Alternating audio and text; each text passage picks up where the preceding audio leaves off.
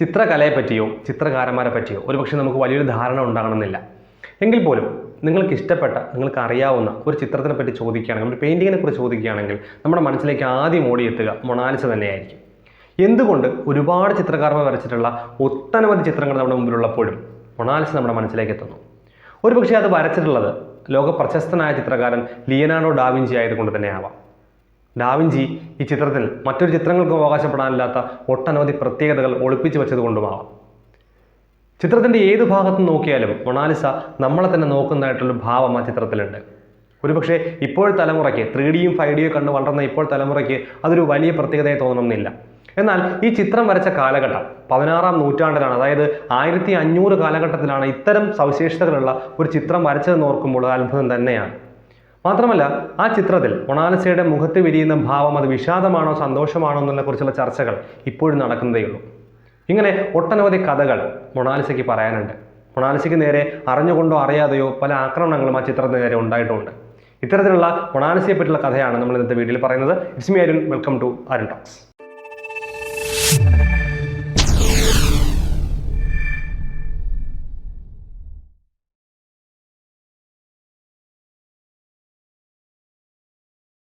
Leonardo ഡാവിഞ്ചിയുടെ പ്രശസ്തമായ അല്ലെങ്കിൽ മാസ്റ്റർ പീസ് ചിത്രങ്ങളിൽ ഒന്നാണ് മൊണാലിസ എന്ന് പറയുന്നത്.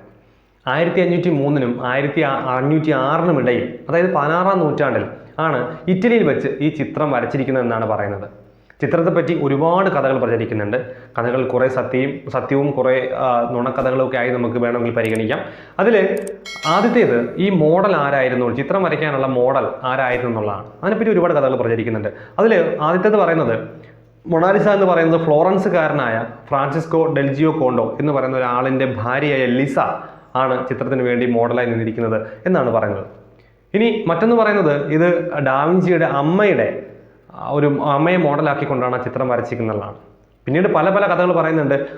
പിന്നെന്ന് പറയുന്നത് ഇത് ഒരു സ്ത്രീയല്ല, പുരുഷനാണ് എന്ന് പറയുന്നുണ്ട്. അതുപോലെ തന്നെ ഇത് ഡാവിഞ്ചിയുടെ ചെറുപ്പത്തിലെ യുവത്വ കാലഘട്ടത്തിലുള്ളായിരുന്ന ഒരു മുഖമാണ് അതിനുള്ളതെന്നും, അതായത് ഡാവിഞ്ചിക്ക് താടി മുടിയൊക്കെ മാറ്റിക്കഴിഞ്ഞാൽ ഈ ചിത്രത്തിനെ പോലെയാണ് ഇരിക്കുന്നത്, ഇത് സ്ത്രീയുടെയും പുരുഷൻ്റെയും സമ്മിശ്രമായ ഒരു ചിത്രമാണ് എന്നൊക്കെ ഒരുപാട് കഥകൾ പറയുന്നുണ്ട്. എങ്കിലും ഭൂരിഭാഗം പേരും പറയുന്നത് നമ്മുടെ ഫ്ലോറൻസുകാരൻ്റെ ഭാര്യയായ ലിസ ആണ് ഇതിനു വേണ്ടി മോഡലായി നിന്നിരിക്കുന്നതാണ്. അപ്പോൾ ഈ ചിത്രത്തിൻ്റെ പ്രത്യേകതകൾ കൊണ്ട് തന്നെ, നമ്മൾ നേരത്തെ പറഞ്ഞതുപോലെ ചിത്രത്തിൻ്റെ പ്രത്യേകതകൾ കൊണ്ട് തന്നെയാണ് ഈ ചിത്രം ഇപ്പോഴും ഇത്രയും വ്യാപകമായി അല്ലെങ്കിൽ ചർച്ച ചെയ്യപ്പെടുന്നതിനുള്ള കാരണം എന്ന് പറയുന്നത്. ഇപ്പോൾ ഇത് പാരീസിലെ ലൂവർ മ്യൂസിയത്തിലാണ് ഈ ചിത്രം സ്ഥിതി ചെയ്യുന്നത്. ഒരുപാട് പേര് ചിത്രം കാണുന്നതിന് വേണ്ടി വരുന്നുണ്ട്. നമ്മളെല്ലാവരും ചിത്രം ഒരുപക്ഷെ നേരിട്ട് കണ്ടിട്ടില്ലെങ്കിലും നമ്മൾ ഗൂഗിൾ ഇമേജസിലൊക്കെ നമ്മൾ നോക്കി നമ്മൾ ഒരുപാട് കണ്ടിട്ടുണ്ടാവും, മൊണാലിസയെ പരിചയം ഉണ്ടായിരിക്കാം. അപ്പോൾ ഈ ചിത്രത്തിൻ്റെ പ്രത്യേകത ഇപ്പോൾ ഫോട്ടോഷോപ്പിൽ അല്ലെങ്കിൽ ഫോട്ടോഷൂട്ടിന് അല്ലെങ്കിൽ ഫോട്ടോഗ്രാഫർമാരൊക്കെ യൂസ് ചെയ്യുന്ന ഒരു ഗോൾഡൻ ട്രയാങ്കിൾ ഫോർമുല, അതായത് ഒരു ചലനാത്മകത. അതുകൊണ്ടാണ് നമ്മൾ എവിടെ നിന്ന് നോക്കിയാലും ഈ ചിത്രം നമ്മളെ നോക്കുന്നതായി തോന്നുന്നത്. അങ്ങനെ ഗോൾഡൻ ട്രയാങ്കിൾ ഫോർമുല എന്ന് പറയുന്ന ഇപ്പോഴത്തെ ഫോട്ടോഗ്രാഫർമാർ യൂസ് ചെയ്യുന്ന ഒരു രീതി അല്ലെങ്കിൽ ഒരു പ്രത്യേകത കൂടി ഈ ചിത്രത്തിന് ഉണ്ട് എന്നൊക്കെ പറയുന്നുണ്ട്. അപ്പോൾ ഇത്തരത്തിലുള്ള ആണ് മൊണാലിസ എന്ന് പറയുന്നതിൻ്റെ ഒരു രത്ന ചുരുക്കം നമ്മൾ പറയുന്നത്. മൊണാലിസയുടെ കഥയെ പറ്റി അല്ലെങ്കിൽ മൊണാലിസ എന്ന് പറയുന്ന മോഡലിനെ പറ്റിയുള്ള രത്ന ചുരുക്കം എന്ന് പറയുന്നത് ഇതാണ്.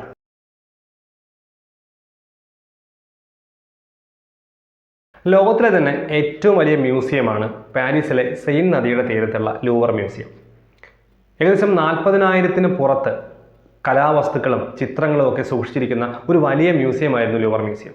ഈ ലൂവർ മ്യൂസിയത്തിലാണ് നമ്മുടെ മൊണാലിസ എന്ന ചിത്രവും സൂക്ഷിച്ചിരുന്നത്. വളരെ സുരക്ഷ, ഇന്നത്തെ രീതിയുമായിട്ട് കമ്പയർ ചെയ്യുമ്പോൾ അത്രയും സുരക്ഷാ സന്നാഹങ്ങൾ അന്ന് ഒരുക്കാൻ കഴിയാത്തതുകൊണ്ട് തന്നെ സുരക്ഷ ഒക്കെ ആവശ്യത്തിന് മാത്രമുള്ള സുരക്ഷകൾ മാത്രമേ അവിടെ ഉണ്ടായിരുന്നുള്ളൂ. എന്നിരുന്നാൽ പോലും എല്ലാ ദിവസവും അവിടുത്തെ കലാവസ്തുക്കളെയും ഈ ചിത്രങ്ങളെയും ഒക്കെ അവരുടെ സുരക്ഷ ഉറപ്പാക്കാനുള്ള പരിശോധനകൾ നടന്നു വന്നിരുന്നു. അതിനുവേണ്ടി സുരക്ഷാ ഉദ്യോഗസ്ഥരൊക്കെ ഉണ്ടായിരുന്നു.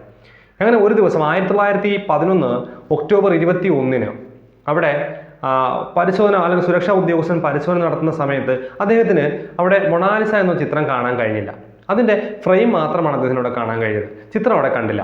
പക്ഷേ അദ്ദേഹം ആ സമയത്ത് തന്നെ അതിന് ശ്രദ്ധ കൊടുത്തില്ല. അതിൻ്റെ കാരണം എന്ന് പറയുന്നത് അവിടെ ആ ഒരു മ്യൂസിയത്തിൽ ഒരുപാട് ഫോട്ടോഗ്രാഫർമാരുണ്ട്. ഇത്രയും ചിത്രങ്ങളൊക്കെ ഉള്ള സ്ഥലത്ത് ഒരുപാട് ഫോട്ടോഗ്രാഫർമാരുണ്ട്. ആ മ്യൂസിയത്തിൽ തന്നെയുള്ള ഫോട്ടോഗ്രാഫർമാരാണ്. അവർ ഈ ലോകപ്രശസ്തമായ ചിത്രങ്ങളൊക്കെ എടുത്തിട്ട് പോയിട്ട് അതിൻ്റെ ഫോട്ടോ എടുക്കുകയും അതിൻ്റെ ഡ്യൂപ്ലിക്കേറ്റ് മോഡലുകൾ മാതൃകകളൊക്കെ ഉണ്ടാക്കുന്നതും ചെയ്യുന്നത് പതിവായിരുന്നു. അവിടെ തന്നെയുള്ള ഫോട്ടോഗ്രാഫർമാർ തന്നെയാണ്. എന്നിട്ട് അവരുടെ ആവശ്യം കഴിയുമ്പോൾ ആ ചിത്രങ്ങൾ തിരിച്ചവർ യഥാസ്ഥാനത്ത് തന്നെ വെക്കുകയും ചെയ്യുമായിരുന്നു. അതുകൊണ്ട് തന്നെ അദ്ദേഹം രാവിലെ ചിത്രം കാണാതായപ്പോൾ അദ്ദേഹം വിചാരിച്ചത് അതുപോലെ ഏതോ ഒരു ഫോട്ടോഗ്രാഫർമാർ ഏതൊരു ഫോട്ടോഗ്രാഫർ ആ പടം എടുത്തുകൊണ്ട് അല്ലെങ്കിൽ ചിത്രം എടുത്തിട്ട് പോവുകയും അതിൻ്റെ മാതൃക ഉണ്ടാക്കിയതിന് ശേഷം അദ്ദേഹം തിരിച്ചു കൊണ്ടുവയ്ക്കുകയും ചെയ്യുമെന്നാണ്. എന്നാൽ ഒരുപാട് സമയം കഴിഞ്ഞിട്ടും ആ ചിത്രം അവിടെ തിരിച്ചെത്താത്തതിനാൽ കാഴ്ചക്കാരൊക്കെ വന്ന് പരാതിയായിട്ട് പറയാൻ തുടങ്ങി. അപ്പോൾ ഇത് ഒരുപാട് നേരമായിട്ടും കാണാതായപ്പോൾ അവിടുത്തെ ഫോട്ടോഗ്രാഫർമാരെ വിളിച്ചിട്ട് ചോദ്യങ്ങൾ ചോദിച്ചു, എവിടെയാണ് ഈ ചിത്രം എന്നുള്ള ചോദ്യങ്ങൾ ചോദിച്ചപ്പോഴാണ് മനസ്സിലാവുന്നത് അന്നേ ദിവസം ഒരു ഫോട്ടോഗ്രാഫർമാരും ആ ചിത്രം അവിടെ നിന്നും എടുത്തിട്ടില്ല എന്നുള്ളത്. തൽക്ഷണം തന്നെയാണ് സുരക്ഷാ ഉദ്യോഗസ്ഥർക്ക് മനസ്സിലായത് ഈ ചിത്രം മോഷണം പോയിരിക്കുകയാണ്. അത് എങ്ങനെയാണ് പോയതിനെ കുറിച്ച്, എവിടെയാണ്, ആരാണ് മോഷ്ടിച്ചത്, എങ്ങനെയായിരിക്കാം കൊണ്ടുപോയത് എന്നുള്ളതിനെ കുറിച്ചുള്ള ചർച്ചകളായിരുന്നു പിന്നീട് നടന്നത്. അതായത് ഇന്നത്തെ പോലുള്ള CCTV ക്യാമറകളോ അത്രത്തോളം സുരക്ഷാ സംവിധാനങ്ങളോ ഒന്നും ഇല്ലാത്തതിന് നല്ല ആര് കൊണ്ടുപോയി എന്നൊന്നും ഒരു ധാരണ ഉണ്ടായില്ല. ആ ചിത്രത്തിൻ്റെ മുന്നിലായി ആരും അതുപോലെ സംശയാസ്പദമായ രീതിയിൽ കണ്ടതായിട്ട് അവിടെ ജോലിക്കാരോ മറ്റോ ഒന്നും പറഞ്ഞില്ല. പക്ഷേ നമ്മുടെ ചിത്രം കാണാനില്ല. ഇത് വളരെ വേഗത്തിലായിരുന്നു രാഷ്ട്രീയമായ അല്ലെങ്കിൽ രാഷ്ട്രീയമായി ഈ ഒരു തിരോധാനം രാഷ്ട്രീയമായൊക്കെ എത്തപ്പെട്ടത് വളരെ വേഗത്തിലായിരുന്നു. ഒരുപാട് മുകളിൽ നിന്നുള്ള ഒരുപാട് അധികാരികളുടെ പ്രഷറുകളുണ്ടായി. പോലീസുകാരും എത്രയും പെട്ടെന്ന് തന്നെ പോലീസുകാരൻ്റെ അന്വേഷണത്തിലേക്ക് ഏർപ്പെട്ടു. മാത്രമല്ല 60ഓളം ഡിറ്റക്റ്റീവുകളെയാണ് ഈ ചിത്രത്തിൻ്റെ തിരോധാനം കണ്ടുപിടിക്കുന്നതിനായിട്ട് നിയമിക്കപ്പെട്ടത്. എന്നാൽ എല്ലാവരും കിണഞ്ഞ് പരിശ്രമിച്ചിട്ടും ഈ ഒരു ചിത്രം ആരാണ് കൊണ്ടുപോയതെന്നോ എവിടെയാണെന്നോ ഉള്ള വിവരമൊന്നും ലഭിച്ചില്ല. ഏകദേശം 2 വർഷത്തോളം ഈ ചിത്രത്തിനെ പറ്റി ഒരു ധാരണയും ഉണ്ടായില്ല. ഇതേ തുടർന്ന് ഒരുപാട് പേർ ചോദ്യം ചെയ്യപ്പെട്ടു, ഒരുപാട് പേർ അറസ്റ്റ് ചെയ്യപ്പെട്ടു. അതിന് പ്രധാന കാരണം കേൾക്കുമ്പോൾ തന്നെ എത്രത്തോളം വലുതായിരുന്നു അവിടെ അന്ന്, അതായത് പാരീസിൽ എത്രത്തോളം വലുതായി ഈ സംഭവം നിലനിന്ന് മനസ്സിലാവും. കാരണം ലോക പ്രശസ്തനായ പാബ്ലോ പിക്കാസോ വരെ, അദ്ദേഹം വരെ ഈ ഒരു ചോദ്യം ചെയ്യലിന് ഇരയായി എന്ന് നമുക്ക് മനസ്സിലാക്കുമ്പോൾ, അത് അറിയുമ്പോൾ നമുക്ക് മനസ്സിലാവും എത്രത്തോളം വലുതായിരുന്നു ഈ ഒരു സംഭവങ്ങൾ എന്ന് പറയുന്നത്. ഒരുപാട് കലാകാരന്മാർ അറസ്റ്റ് ചെയ്യപ്പെട്ടു. എന്നാൽ 2 വർഷമായിട്ടും ഇത് കണ്ടുപിടിക്കാൻ കഴിയാത്തതിനാൽ ഇതിൻ്റെ സുരക്ഷ അല്ലെങ്കിൽ ഇതിനു വേണ്ടിയുള്ള സുരക്ഷാ ഉദ്യോഗസ്ഥൻ അവിടെ നിന്ന് ടെർമിനേറ്റ് ചെയ്യപ്പെട്ടു. അതുപോലെ പോലീസ് മേധാവി, ഇത് അന്വേഷിക്കാൻ തുടങ്ങിയ പോലീസ് മേധാവി അദ്ദേഹം രാജിവെച്ചു. ഇതുമായി ബന്ധപ്പെട്ടിട്ടുള്ള ഈ വകുപ്പുമായി ബന്ധപ്പെട്ട മന്ത്രി അദ്ദേഹത്തിൻ്റെ സ്ഥാനം രാജിവെക്കേണ്ടതായി വന്നു. ഇത്തരത്തിലുള്ള ഒരുപാട് സംഭവങ്ങൾ ഈ ചിത്രത്തിൻ്റെ തിരോധാനത്തെ അല്ലെങ്കിൽ സംബന്ധിച്ച് അവിടെ നടക്കുകയുണ്ടായി. അപ്പോൾ അത്രത്തോളം വലിയ, അത് കാരണം ഇത് ശത്രു രാജ്യങ്ങൾ തന്നിട്ടുള്ള പണിയാണെന്ന് പോലും അവിടെ സംശയിക്കുന്ന ഒരു അവസ്ഥയിലേക്ക് കാര്യങ്ങൾ എത്തിയിരുന്നു.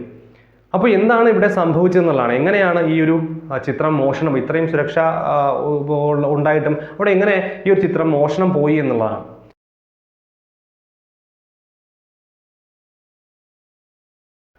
മ്യൂസിയത്തിലെ അറ്റകുറ്റപ്പണികളൊക്കെ തീർക്കുന്നതിനായിട്ട് പുറത്തുനിന്ന് തൊഴിലാളികളെ കൊണ്ടുവരുന്നത് അവിടെ പതിവായിട്ടുള്ളൊരു കാര്യം തന്നെയായിരുന്നു.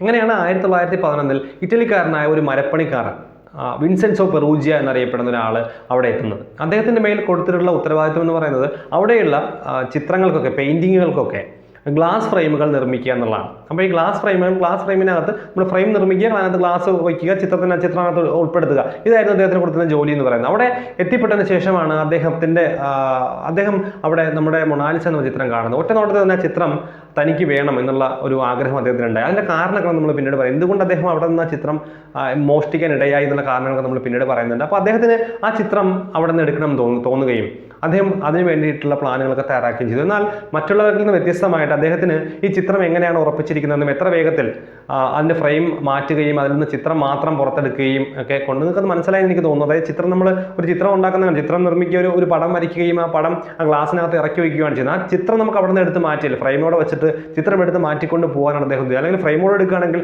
അത് കടത്തിക്കൊണ്ട് പോകാൻ ബുദ്ധിമുട്ടാണ് അദ്ദേഹം അറിയാമായിരുന്നു. അതുകൊണ്ട് തന്നെ അയാൾ ആ ചിത്രം മാത്രം അതിൽ നിന്ന് ഇളക്കി മാറ്റിക്കൊണ്ട് പോകാനാണ് പ്ലാൻ ചെയ്തത്. അപ്പോൾ അതുകൊണ്ട് തന്നെ വളരെ വേഗത്തിൽ എങ്ങനെ ഇളക്കാമെന്നും ആ പണി ചെയ്തത് താനായതുകൊണ്ട് തന്നെ അതെങ്ങനെ വളരെ വേഗത്തിൽ അവിടെ നിന്ന് ഇളക്കിയെടുക്കാമെന്നും അത് ആ ചിത്രം മാത്രമായി എങ്ങനെ കൊണ്ടുപോകാമെന്നൊക്കെ ഒരു പ്ലാൻ അദ്ദേഹം ഇടുകയാണ്.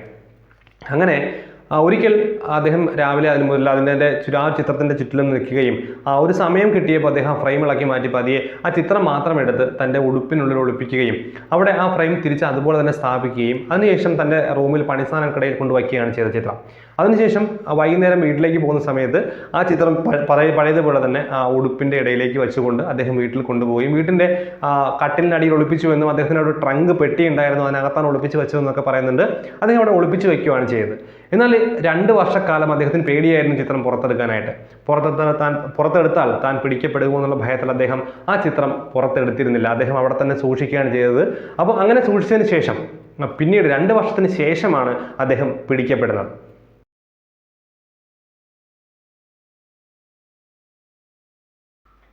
1913 നവംബർ, അതായത് മോഷണം കഴിഞ്ഞ് 2 വർഷത്തിന് ശേഷം അവിടെ ഇറ്റലിയിലെ ഫ്ലോറൻസിലെ ഒരു ചിത്രം അല്ലെങ്കിൽ പെയിൻറ്റിങ് കച്ചവടക്കാരന് ഒരു കത്ത് ലഭിക്കുകയാണ്. ലിയനാർഡോ എന്ന പേരിലുള്ള ഒരാളാണ് ആ കത്ത് അയച്ചിരിക്കുന്നത്. അദ്ദേഹം ആ കത്തിലെ വിവരങ്ങൾ വായിച്ചപ്പോൾ അദ്ദേഹത്തിന് മനസ്സിലായത് തൻ്റെ കയ്യിൽ അമൂല്യമായ ഒരു ചിത്രം വിൽക്കാനുണ്ട്, താനത് വിൽക്കാൻ ആഗ്രഹിക്കുന്നുണ്ട് എന്നുള്ള രീതിയിലാണ് ആ കത്തിൻ്റെ ഒരു ചുരുക്കം എന്ന് പറയുന്നത്. അപ്പോൾ അദ്ദേഹം ഈ ചിത്രം ഈ കത്ത് കിട്ടിയപ്പോൾ തന്നെ അദ്ദേഹം എന്ത് ചെയ്തു, അവിടെ ഫ്ലോറൻസിലുള്ള ഒരു ആർട്ട് ഗാലറി, ഊഫിസി ആർട്ട് ഗാലറി എന്ന് പറയുന്ന അവിടുത്തെ ഡയറക്ടറെ പോയി കാണുകയും ചെയ്തു. ഈ കച്ചവടക്കാരൻ, അതായത് പെയിൻറ്റിങ് കച്ചവടക്കാരൻ പോയി ഈ ആർട്ട് ഗാലറിയിലുള്ള ഡയറക്ടറെ കാണുകയാണ് ചെയ്തത്. അപ്പോൾ ഡയറക്ടർ ഈ കത്ത് വായിച്ചു നോക്കി. അതിനുശേഷം ഡയറക്ടർ പറഞ്ഞു, അങ്ങനെയാണെങ്കിൽ ഈ ലിയനാർഡോ എന്ന് പറയുന്ന ആളിനോട് നമ്മളെ ചിത്രത്തോടു കൂടി വന്ന് നമ്മളെ കാണാൻ പറയുകയാണ് ചെയ്തത്. അങ്ങനെ ഈ രണ്ടുപേരും, അതായത് കച്ചവടക്കാരനും ഈ ഡയറക്ടറും കൂടി ഒരു റൂമിൽ നമ്മുടെ ലിയനാർഡോയെ കാത്തിരിക്കുകയാണ്. ലിയനാർഡോ മീൻസ് നമ്മുടെ പെറൂജിയാണ് ആ ലിയനാർഡോ എന്ന് പറയുന്ന പേരിൽ ആ കത്ത് എഴുതിയത്. അപ്പോൾ എന്തുകൊണ്ടോ ലിയനാർഡോ എന്ന പേര് ചൂസ് ചെയ്യാനുള്ള കാരണം എന്ന് പറയുന്നത് പക്ഷേ ലിയനാർഡോ ഡാവിഞ്ചിയുടെ ചിത്രമായതുകൊണ്ടാവാം ലിയനാർഡോ എന്നൊരു പേര് അദ്ദേഹം ചൂസ് ചെയ്യാനുള്ള കാരണം. അതൊക്കെ നമുക്കറിയില്ല. എങ്കിലും അദ്ദേഹം ആ ഒരു കള്ളപ്പേരിലാണ് വന്നത്. അപ്പോൾ അദ്ദേഹം ഈ ഒരു ചിത്രവും കൊണ്ട്, ഒരു ചുവന്ന പട്ടിൽ പൊതിഞ്ഞ ഒരു അതിൽ ചിത്രവും കൊണ്ട് അദ്ദേഹം ഈ ഡയറക്ടറെയും നമ്മുടെ കച്ചവടക്കാരനെയും പെയിൻറ്റിങ് കച്ചവടക്കാരനെയും കാണാനായി റൂമിലേക്ക് എത്തുകയാണ്. അതിനുശേഷം ഈ ഡയറക്ടർ, അതായത് കച്ചവടക്കാരൻ ഡയറക്ടറെ കാണിക്കാനുള്ള കാരണം ഈ ചിത്രം ഒറിജിനലാണോ അത് ഡ്യൂപ്ലിക്കേറ്റ് ആണ്. കാര്യം മൊണാലിസയുടെ ഒരുപാട് ഇതുപോലുള്ള പ്രശസ്തമായ ചിത്രങ്ങളുടെയൊക്കെ ഒരുപാട് ഡ്യൂപ്ലിക്കേറ്റുകൾ വരച്ച് ആൾക്കാരുടെ പണം കിട്ടുന്ന രീതിയൊക്കെ ഉണ്ടായിരുന്നു. ഒരുപാട് പേര് ഇങ്ങനെയുള്ള യഥാർത്ഥ ചിത്രം വാങ്ങി സൂക്ഷിക്കുന്ന താല്പര്യമുള്ള ഒരുപാട് പേരുണ്ട്. അവർ കോടികൾ എറിഞ്ഞ് ഈ ഒരു ചിത്രം വാങ്ങാൻ നിൽക്കുന്നത് കൊണ്ട് തന്നെ ഒരുപാട് കള്ളത്തരത്തിലുള്ള അല്ലെങ്കിൽ ചിത്രങ്ങൾ ഡ്യൂപ്ലിക്കേറ്റ് ചെയ്ത് വാങ്ങുന്ന രീതിയൊക്കെ ഉണ്ട്. അതുകൊണ്ട് തന്നെ അദ്ദേഹത്തിന് ഒരു അബദ്ധം പിണയരുത് എന്നുള്ള കാരണത്താലാണ് അദ്ദേഹം ഈ ഒരു കച്ചവടക്കാരൻ ഈ ആർട്ട് ഗാലറിയിലുള്ള ഡയറക്ടറെ സമീപിക്കുന്നത്. അപ്പോൾ ഈ ചിത്രം കൊണ്ടുവരാനും പെറൂജിയെ കൊണ്ടുവരികയും ഈ ചിത്രം ഡയറക്ടർ നോക്കുകയും ചെയ്തു. എന്നാൽ ആ ചിത്രത്തിൻ്റെ പുറകിലെ സീല് കണ്ടപ്പോൾ ഡയറക്ടർക്ക് കാര്യം മനസ്സിലായി, ഇത് നമ്മുടെ ഈ ലൂവർ മ്യൂസിയത്തിൽ നിന്നും പുറത്ത് അല്ലെങ്കിൽ നഷ്ടപ്പെട്ടു പോയ ആ ഒരു ചിത്രമാണെന്ന് അദ്ദേഹത്തിന് മനസ്സിലായി. സീലിൽ അങ്ങനെ ഉണ്ടായിരുന്നു. സീലിൽ ലൂവർ മ്യൂസിയത്തിൻ്റെ സീലായതുകൊണ്ട് അദ്ദേഹത്തിന് മനസ്സിലായി. എന്നാൽ ഇദ്ദേഹത്തിന് നമ്മുടെ പെറൂജിയെ കൈയോടെ പിടിക്കണം എന്നുള്ളത് തന്നെ ഇതിന് ചിത്രം ഒറിജിനലാണെന്ന് നമുക്ക് ബോധ്യമാവുകയും അതുകൊണ്ട് തന്നെ കാശ് അറേഞ്ച് ചെയ്യാനുള്ള സമയം തരണമെന്നും ആവശ്യപ്പെട്ട് പെറൂജിയെ പറഞ്ഞ് തിരിച്ചു വിടുകയാണ് ചെയ്തത്. അപ്പോൾ ഒരു ദിവസം നിശ്ചയിക്കുകയും ആ ദിവസം വന്നാൽ മതി, കാശ് തരാം എന്ന രീതിയിൽ പറഞ്ഞു വിടുകയാണ് ചെയ്തത്. അതിനുശേഷം പെറൂജിയ രണ്ടാമത് ഇവരെ അപ്രോച്ച് ചെയ്യുന്ന സമയത്താണ് പെറൂജിയ പിടിയിലാകുന്നത്. അതായത് ചിത്രത്തിൻ്റെ കാശ് വാങ്ങാൻ ചിത്രവുമായിട്ട് രണ്ടാമത്തെ പ്രാവശ്യം വരുന്ന സമയത്താണ് പെറൂജിയ അറസ്റ്റ് ചെയ്യപ്പെടുന്നത്.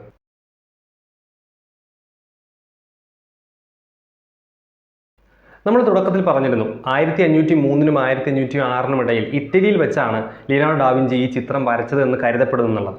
അപ്പോൾ ഇതൊരു സത്യമായിട്ടുള്ള അവസ്ഥയാണെന്ന് നമുക്കറിയില്ല. എങ്കിലും നമ്മുടെ പെറൂജിയ കരുതിയത് ഇത് ഇറ്റലിയിൽ വെച്ച് നമ്മുടെ ലിയനാർഡോ ഡാവിഞ്ചി വരച്ച ചിത്രമാണ്, അതുകൊണ്ട് ഇത് ഇറ്റലിക്കാർക്ക് അവകാശപ്പെട്ട ചിത്രം തന്നെയാണ് എന്നുള്ള ബോധ്യത്തിൽ ഇത് തിരിച്ച് പാരീസിൽ നിന്നും ഫ്രാൻസിൽ നിന്നും ഇറ്റലിയിലേക്ക് തിരിച്ചെത്തണം എന്നുള്ള ബോധ്യമുള്ളത് കൊണ്ടാണ് അദ്ദേഹം ഈ ചിത്രം അവിടെ നിന്ന് മോഷ്ടിച്ചത് എന്നാണ് പറയുന്നത്.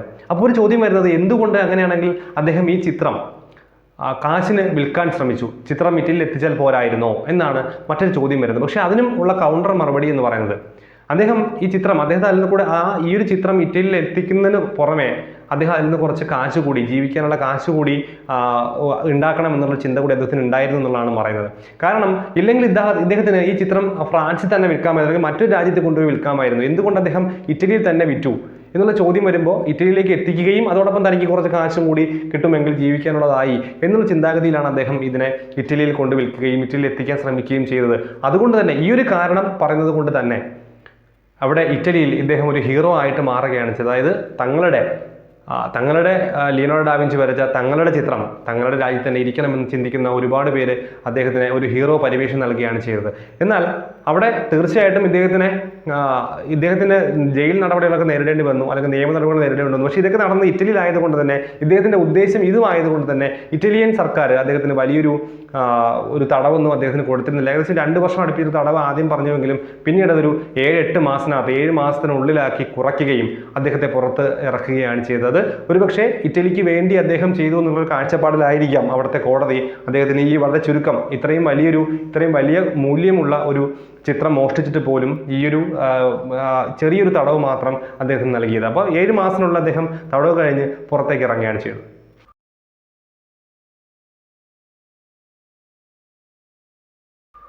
പലതവണ ഒരുപാട് തരത്തിലുള്ള ആക്രമണങ്ങൾക്കിരയായിട്ടുള്ള ഒരു ചിത്രമാണെന്ന് നമ്മൾ ആദ്യമേ പറഞ്ഞിരുന്നു. ഒരുപാട് തവണ ഈ ചിത്രം ആസിഡ് ആക്രമണങ്ങൾക്കും അതുപോലെ കല്ലേറുകൾക്കും ഒക്കെ പാത്രമായി. എന്തുകൊണ്ടാണെന്ന് അറിയില്ല, ഒരുപക്ഷെ മനഃപൂർവ്വമായിട്ടോ അല്ലാതെയൊക്കെ സംഭവിക്കുന്ന ഒരുപാട് ഇൻസിഡന്റുകൾ ഉണ്ടായിരുന്നു. അതിനുശേഷം ഒരു സ്ത്രീ ഇതിന് നേരെ ആഹാര പദാർത്ഥങ്ങൾ വലിച്ചെറിയുകയുണ്ടായി. ഇതൊക്കെ ഒരു വളരെ മൈന്യൂട്ടായിട്ടുള്ള കാര്യങ്ങളായിരിക്കും. പക്ഷേ ഇതൊക്കെ നമ്മൾ നേരത്തെ പറഞ്ഞതുപോലെ ഒരാളിതിനെ മോഷ്ടിച്ച് ഇറ്റലിയിൽ എത്തിക്കണമെന്ന് അദ്ദേഹം ആഗ്രഹിക്കാനുള്ള കാരണം ഇത് ഇറ്റലിയിൽ ഇരിക്കേണ്ട സാധനമാണ് എന്നുള്ള അദ്ദേഹത്തിൻ്റെ കരുതലാണ്. ഇങ്ങനെ പല രീതിയിൽ ചിന്തിക്കുന്ന പല വ്യത്യസ്തമായിട്ടുള്ള ആൾക്കാരാണ് വരുന്നത്. അപ്പോൾ അവർക്കൊക്കെ ഓരോ ചിന്താഗതികളുണ്ടാവും. ഇത് നശിപ്പിക്കണമെന്നും ഇത് ഇവിടെ ഇരിക്കാനുള്ളതല്ല എന്നൊക്കെയുള്ള ചിന്താഗതിയിലായിരിക്കാം അവരൊക്കെ നശിപ്പിക്കാൻ ശ്രമിക്കുന്നത്. അതുകൊണ്ട് തന്നെ ഇതിൻ്റെ സുരക്ഷ കൂട്ടേണ്ടത് വളരെ അത്യാവശ്യമാണെന്ന് മനസ്സിലായി. അങ്ങനെയാണ് 2000-ന് ശേഷം ഇതിൻ്റെ സുരക്ഷ വളരെയധികം കൂട്ടാനായി സർക്കാർ തീരുമാനിക്കുന്നത്. അതിനുശേഷം അവർ ചെയ്തത് ഒരു 2 സെൻറ്റിമീറ്റർ കട്ടിയുള്ള ബുള്ളറ്റ് പ്രൂഫ് ഗ്ലാസ് കൊണ്ടാണ്, ആ ഗ്ലാസ്സിനുള്ളിലാണ് ഇപ്പോൾ മൊണാലിസ എന്ന ചിത്രം സൂക്ഷിച്ചിരിക്കുന്നത്. ബുള്ളറ്റ് പ്രൂഫ് ഒരു ഗ്ലാസ് കൊണ്ടും അതിനകത്ത് സൂക്ഷിച്ചു. അത് മാത്രമല്ല, അതിനകത്ത് ഒരുപാട് വർഷങ്ങളുടെ, ഏകദേശം ഡാവിഞ്ചി മരിച്ചിട്ട് 500 വർഷത്തിന് പുറത്തായി, ഇത്രയും വർഷത്തിൻ്റെ പഴക്കമുള്ളൊരു ചിത്രം നശിച്ചു പോകാനുള്ള സാധ്യത കൂടുതലായതുകൊണ്ട് തന്നെ അതിനകത്ത് അതിൻ്റെ ചൂടൊക്കെ, അതായത് താപനിലയൊക്കെ നിയന്ത്രിക്കുന്ന തരത്തിലാണ് അതിനകത്ത് ക്രമീകരിച്ചിരിക്കുന്നത്. ആ ഒരു താപനില ക്രമീകരിച്ചിട്ടാണ് ആ ഒരു ചിത്രം ഗ്ലാസ്സിനുള്ളിൽ സൂക്ഷിച്ചു വെച്ചിരിക്കുന്നത്. ഇത്രയും കാലഘട്ടത്തിൽ ഒരുപാട് ദൂരം മൊണാലിസയ്ക്ക് സഞ്ചരിക്കേണ്ടി വന്നിട്ടുണ്ട്. ഇറ്റലിയിൽ നിന്നും ഡാവിഞ്ചിയോടൊപ്പം അത് ഫ്രാൻസിലെത്തിയതിനു ശേഷം ഡാവിഞ്ചിയുടെ മരണശേഷം അത് രാജകൊട്ടാരത്തിൻ്റെ അധീനതയിലായി. രാജകൊട്ടാരത്തിലേക്ക് ചിത്രം മാറുകയുണ്ടായി. അതിനുശേഷം അവിടെ നിന്നും മ്യൂസിയത്തിലേക്ക് പോവുകയുണ്ടായി. മ്യൂസിയത്തിൽ 1800 കാലഘട്ടത്തിൽ മ്യൂസിയത്തിലിരുന്ന ഈ ചിത്രം പിന്നീട് നെപ്പോളിയൻ്റെ ബെഡ്റൂമിലേക്കാണ് ചിത്രം മാറ്റിയത്. അവിടെ നിന്ന് വീണ്ടും മ്യൂസിയത്തിലേക്ക് എത്തുന്നു. അവിടെ നിന്നാണ് അത് വീണ്ടും ലോവർ മ്യൂസിയത്തിലേക്ക് എത്തുന്നത്. ഇപ്പോൾ അത് സ്ഥിതി ചെയ്യുന്നതും ലോവർ മ്യൂസിയത്തിലാണ്. 2006-ൽ ഡാൻ ബ്രൗണിൻ്റെ ഡാവിഞ്ചി കോഡ് എന്ന സിനിമ ഇറങ്ങിയതിന് ശേഷം ചിത്രത്തിന് വളരെ അധികം പ്രശസ്തിയാണ് കിട്ടിയത്. ഒരു വർഷം ഏകദേശം 85 ലക്ഷത്തോളം ആൾക്കാരാണ് ഈ ഒരു അമൂല്യമായ ചിത്രം കാണാനായി ലോവർ മ്യൂസിയത്തിലേക്ക് എത്തുന്നത്. അതുകൊണ്ട് തന്നെയാണ് ഇത്രയും സുരക്ഷാ സന്നാഹത്തിൽ ഇനിയൊരു പതനം കൂടി, അല്ലെങ്കിൽ ഇനിയൊരു നാശനഷ്ടം കൂടി, അല്ലെങ്കിൽ ഇനിയൊരു മോഷണം കൂടി ആ ചിത്രത്തിന് സംഭവിക്കരുതെന്നുള്ള ഉദ്ദേശത്തോടു കൂടിയാണ് ഇത്രയും വലിയൊരു സന്നാഹത്തിൽ അത് സുരക്ഷിതമായി ഇപ്പോഴും സൂക്ഷിച്ചിരിക്കുന്നത്. ആ ഗ്ലാസ് ചില്ലിനുള്ളിലിരുന്ന് ഇപ്പോഴും മൊണാലിസ സന്തോഷത്തിൻ്റെയോ വിഷാദത്തിൻ്റെയോ ആ ഒരു ചെറിയ ചിരിയുമായി നമ്മളെ നോക്കുന്നുണ്ട്. നിങ്ങൾക്ക് ഈ വീഡിയോ ഇഷ്ടപ്പെട്ടെങ്കിൽ, ഞാൻ പറഞ്ഞ കാര്യങ്ങളിൽ എന്തെങ്കിലും തെറ്റുകുറ്റങ്ങളുണ്ടെങ്കിൽ, നിങ്ങൾക്ക് എന്തെങ്കിലും കൂട്ടിച്ചേർക്കാനുണ്ടെങ്കിൽ അതെല്ലാം താഴെ കമൻറ്റ് ബോക്സിൽ നിങ്ങൾ രേഖപ്പെടുത്തുക. കൂടാതെ വീഡിയോയും കണ്ടൻറ്റും ഒക്കെ നിങ്ങൾക്ക് ഇഷ്ടപ്പെട്ടിരുന്നെങ്കിൽ തീർച്ചയായിട്ടും വീഡിയോ ലൈക്ക് ചെയ്യാനും ഷെയർ ചെയ്യാനും ശ്രദ്ധിക്കുക. മറ്റു വീഡിയോ ആയിട്ട് നമുക്ക് അടുത്ത ദിവസം വീണ്ടും കാണാം.